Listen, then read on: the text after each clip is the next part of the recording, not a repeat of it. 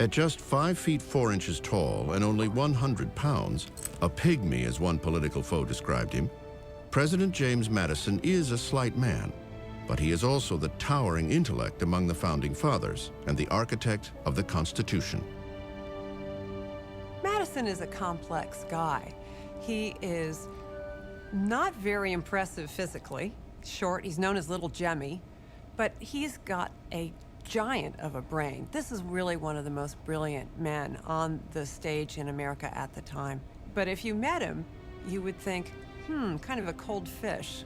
And I think maybe today we'd call him kind of nerdy, but he turns out to be a pretty capable president. But on June 1st, 1812, Madison will put that sacred document through a new and dangerous trial. This unlikely commander-in-chief will become the first president to ask Congress to declare war. In his message to Congress, President Madison lists the grievances justifying his call for war against Great Britain. They include interfering with trade on the high seas and inciting Indian attacks on the frontier.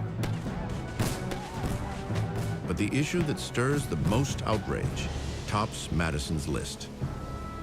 British ships have continually violated the American flag on the Great Highway of Nations and have seized and carried off persons sailing under its protection.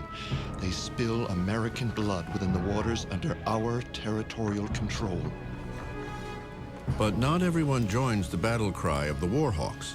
What had started as a clear injustice becomes bogged down in economic and political interests. Madison's conviction reveals a deep schism in a young America.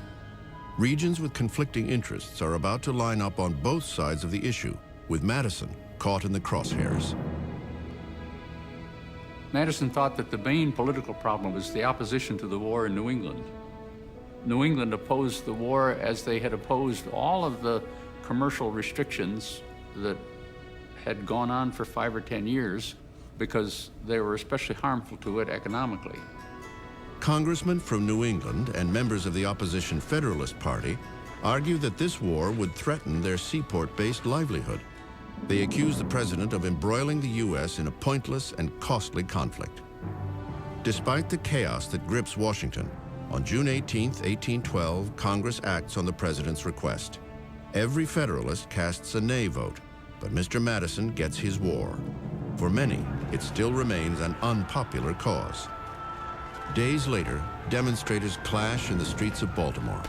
Dozens are killed or injured. But for Madison, there is no turning back. He realizes the issue of impressment is just the beginning of what could be a reconquest of the young nation. The decision to go to war is a battle for the soul of America itself. Madison felt, many did, that if we lost, we would lose independence.